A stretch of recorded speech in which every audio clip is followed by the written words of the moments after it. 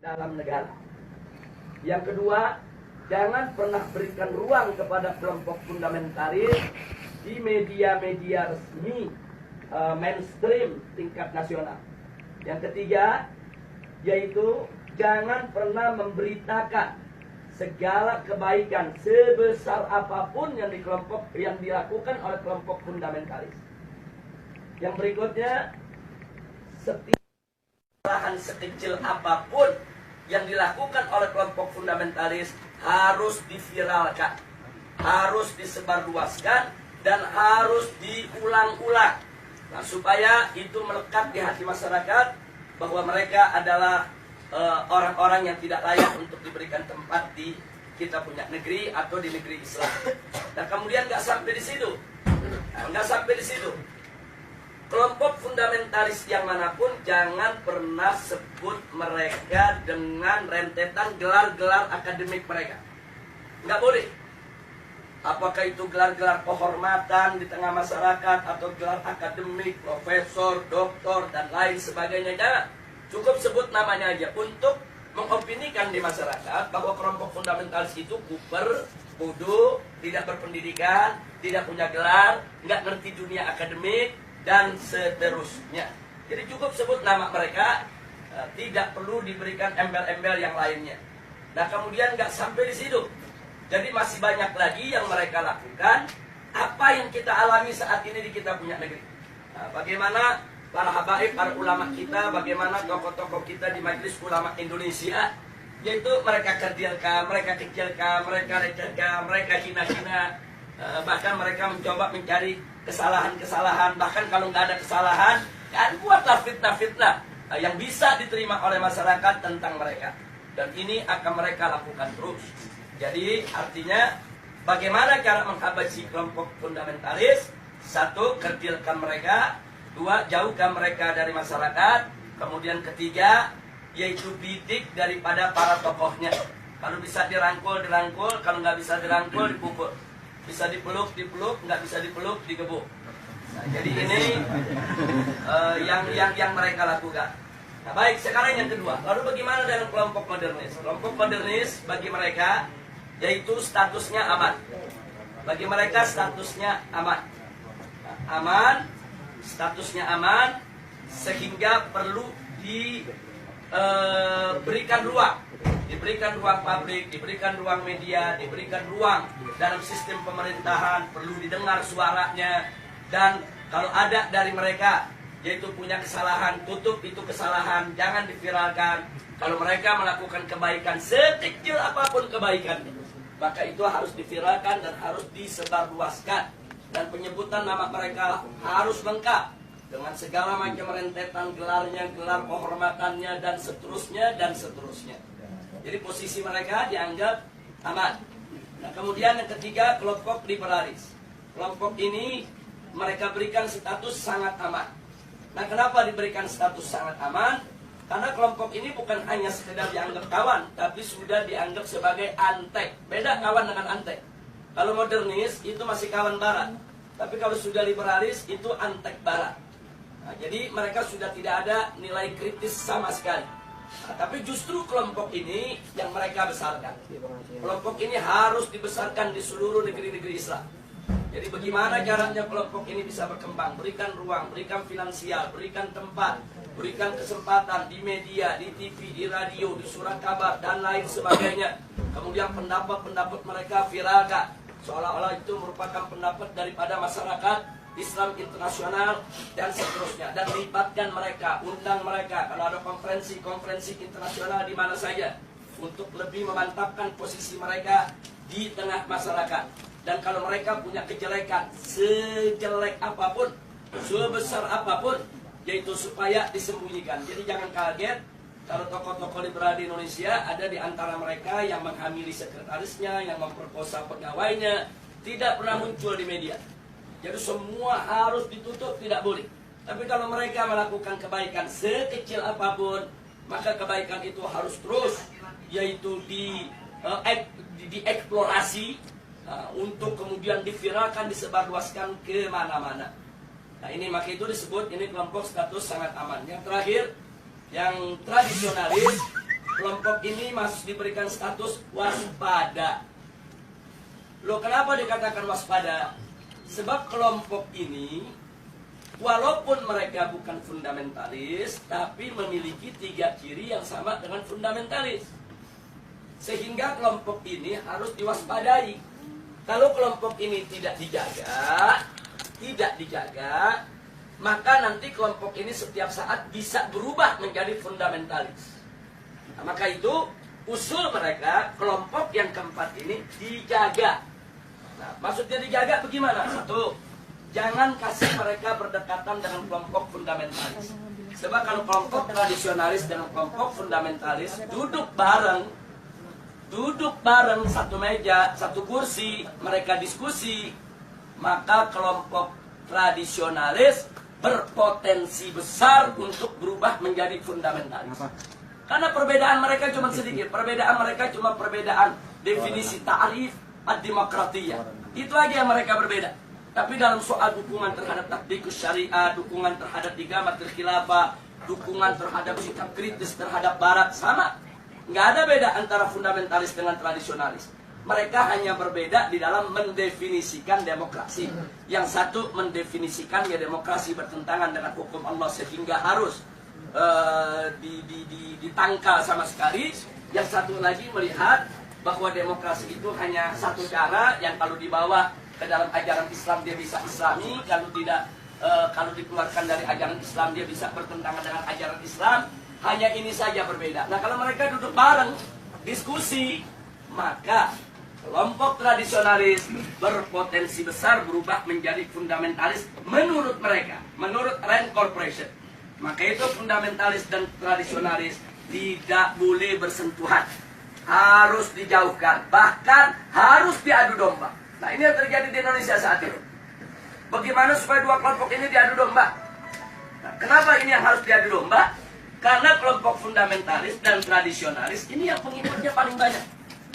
Kalau yang namanya modernis, kelompoknya tidak seberapa. Modernis dalam pengertian Rand Corporation. Apalagi liberalis. Mereka nggak seberapa. Mereka punya basis massa. Kita bicara basis massa akar rumput. Nah, yang memiliki basis massa akar rumput yang sangat kuat hanya kelompok fundamentalis dan kelompok tradisionalis. Maka itu kalau ini bersatu, ini akan menjadi satu kekuatan umat Islam yang maha dahsyat, yang bisa merontokkan kekuatan mereka, sehingga mereka akan melakukan berbagai macam upaya bagaimana dua kekuatan ini untuk tidak bersatu. Nah, itulah sebabnya aksi 212 di mata mereka ini merupakan persatuan antara fundamentalis dan tradisionalis. Dan mereka sangat panik, mereka sangat kalap, karena yang masuk dalam aksi 212 itu dari semua elemen umat Islam. Apapun organisasinya, apapun partai politiknya, apapun mazhab pemikirannya, mereka datang, mereka tidak tanya Anda NU, Anda Muhammadiyah, Anda FPI, enggak. Mereka enggak nanya Anda P3, Anda PKS, Anda PKB, enggak. Mereka enggak nanya. Mereka enggak nanya mazhab, Anda Syafi'i, Anda Hambali, Anda enggak.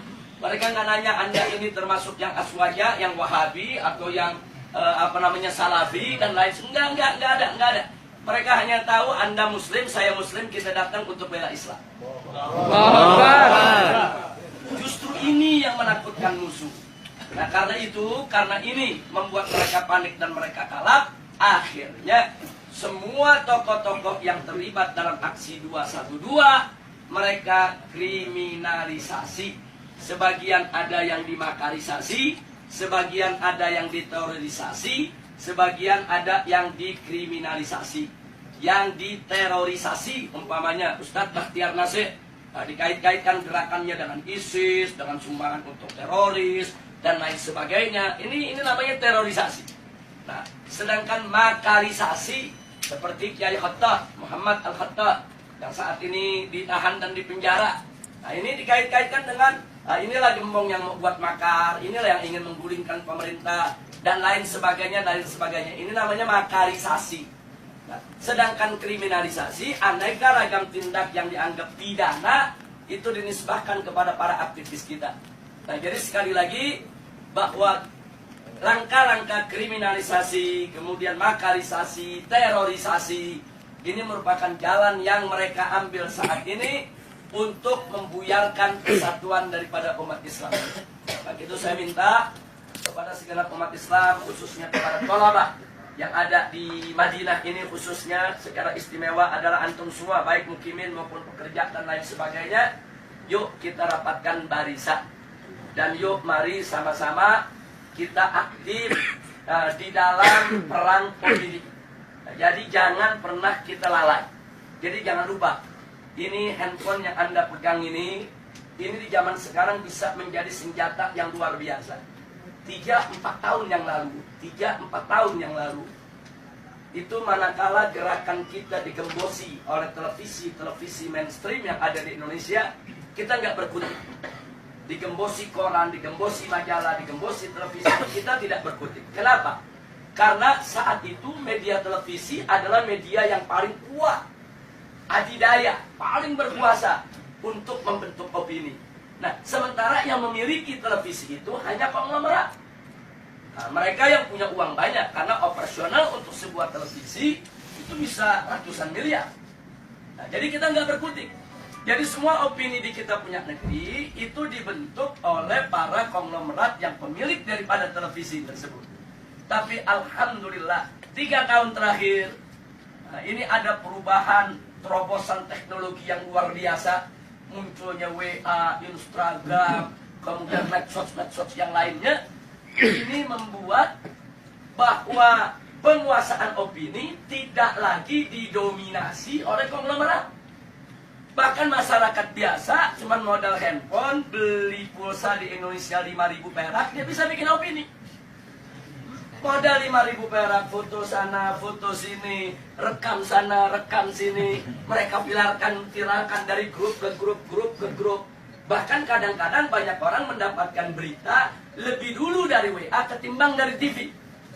Lebih dulu dari WA ketimbang dari radio. Lebih dulu dari WA ketimbang dari majalah dan koran. Nah, ini luar biasa. Artinya apa? Dalam kondisi yang seperti ini, alhamdulillah umat Islam ini pandai menggunakan kesempatan. Jadi kita lihat secara tidak direncanakan, tidak ada rapatnya, tidak ada musyawarahnya, tidak ada pendaftarannya, tahu-tahu muncul Laskar Cyber Muslim.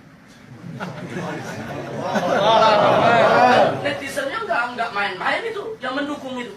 Itu kalau ada satu akun menyerang Islam, itu bisa ada jutaan akun menyerang balik kepada bersangkutan. Jadi artinya ini kan nggak ada kantor Laskar Cyber Muslim, nggak ada. Siapa pemimpinannya, ketua umum Laskar Cyber Muslim, nggak ada. Ini muncul begitu aja di dunia media. Tapi jangan lupa, justru Laskar inilah yang berjasa besar dalam setiap aksi bela Islam yang ada di Indonesia. Jadi mereka yang memviralkan berita, mereka yang buat pertahanan opini, mereka yang bentuk opini. Kalau ada opini-opini buruk terhadap para ulama, para kiai, mereka yang memendung, mereka yang hantam balik, dan seterusnya dan seterusnya. Dan kekuatan mereka dahsyat. Dahsyat. Itu kalau dihitung daripada frekuensi yang ada di dalam medsos, itu kekuatan netizen yang ada di Laskar Cyber Muslim ini lebih dari 2 juta orang. Jadi nggak main-main, mereka bisa bentuk opini. Nah, ini yang mesti kita jaga, ini yang mesti kita satukan. Nah, makanya di negeri kita, Indonesia, sekarang begitu mereka kalang kabut melihat serangan medsos, mulailah ada undang-undang untuk membatasi medsos, bikin aturan-aturan supaya medsos nggak sembarangan. Iya, karena mereka kalah. Kalau mereka menang, mereka nggak bikin aturan. Sama dengan kemarin di Jakarta, pada saat ada pilkada, begitu mereka kalah spanduk, KPU bikin aturan, di putaran kedua tidak boleh ada spanduk, karena udah kalah spanduk. Loh, kenapa bisa kalah? Karena di masyarakat Jakarta, secara sendiri-sendiri, bukan dibayar oleh calon gubernur, mereka bikin spanduk di mana-mana. Jadi spanduk calon yang seberang sana kalah banyak, akhirnya bikin aturan nggak boleh ada spanduk. Nah, jadi seperti itulah cara mereka. Pokoknya mana yang kira-kira merugikan mereka, mereka bikin aturan nggak ada. Jadi mereka berani berbuat curang secara terang-terangan. Jadi kalau pilpres sebelumnya ada serangan fajar, kemarin ini saya sebut bukan serangan fajar, tapi serangan barbar. Loh, kenapa saya sebut serangan barbar? Mereka nggak tanggung-tanggung nyerangnya pagi, siang, sore, malam, terang-terangan. Di Jakarta ada hujan sembako. banjir duit luar biasa. Nah, jadi memang itu peristiwa luar biasa, tapi alhamdulillah Rabbuna yansurul muslimin. Amin. Muslimin di Indonesia, walhamdulillah ala barakatillah subhanahu wa ta'ala. Allah masih memberikan kemenangan kepada kita sampai saat ini. Sebelum saya akhiri, mungkin nanti ada yang ingin menambahkan atau ada ingin bertanya atau minta penjelasan. Maka di sini yang ingin saya ingatkan adalah bahwa persatuan ini penting. Allah subhanahu wa ta'ala qala wa'tasimu bihablillahi jami'a wa la tafarraqu. Jadi al-i'tisam bihablillah ini luar biasa. Ini daruri. Jadi kita harus bersatu dalam iman, bersatu dalam Islam, bersatu dalam ihsan, bersatu di dalam penegakan hukum Allah subhanahu wa ta'ala. Wala tafarraqu, dan jangan sekali-kali kamu bercerai. Jangan lupa bahwa persatuan itu bukan hanya sekedar sumber kekuatan, tapi persatuan itu juga merupakan sumber pertolongan Allah. Di mana kita tahu An-Nabi alaihi salatu wassalam alaikum bil jamaah fa inna yadallahi ma'al jamaah. Itu wajib atas kamu sekalian, yaitu berjamaah, bersatu, bersaudara, yaitu berjuang bersama. Nah, kenapa? Karena memang pertolongan Allah itu ada pada kebersamaan. Jadi pada saat kita bersama, kita bersatu, nggak usah khawatir, segala kesulitan akan menjadi mudah. Kenapa? Karena di situ ada keberkahan, di situ ada pertolongan Allah subhanahu wa ta'ala. Dan kalau Allah sudah menolong, tidak ada satu kekuatan pun yang bisa menghalanginya. Nah, saya berbagi pengalaman sedikit sebelum saya akhiri. Pada aksi bela Islam yang pertama, kita tidak ada gangguan. Tidak ada gangguan dari aparat, tidak ada gangguan dari pemerintah, karena itu merupakan aksi bela Islam pertama yang mereka nggak sangka jumlah yang akan datang. Jadi begitu itu digelar dengan mudah, tanpa halangan, tanpa gangguan, yang hadir antara 300 sampai 400-an ribu, mendatangi reskrim Mabes Polri. Tapi justru setelah itu pemerintah jadi waspada. Begitu kita umumkan aksi bela Islam 2, mulailah gangguan-gangguan datang. Jadi mereka hadang, mereka halangi, mereka gembosi menjelang daripada aksi 4/11. Tapi ternyata penggembosan itu gagal. Jadi walaupun mereka gembosi, tapi pada akhirnya aksi 4/11 itu dihadiri tidak kurang hampir 4 juta orang, 3,5 juta ya. Nah, jadi perhitungan itu dihitung dengan per meter daripada lokasi, 1 meter itu berapa orang, bisa ditempati oleh manusia, kemudian panjang itu berapa, lebar berapa, tempat-tempat lokasi yang diisi berapa. Jadi perhitungannya sangat matematis. Matematis. Nah, kemudian setelah 4/11 digelar, ternyata memang umat yang datang begitu banyak, pemerintah lebih berhati-hati. Begitu diumumkan 212, mereka mulai secara terang-terangan melarang.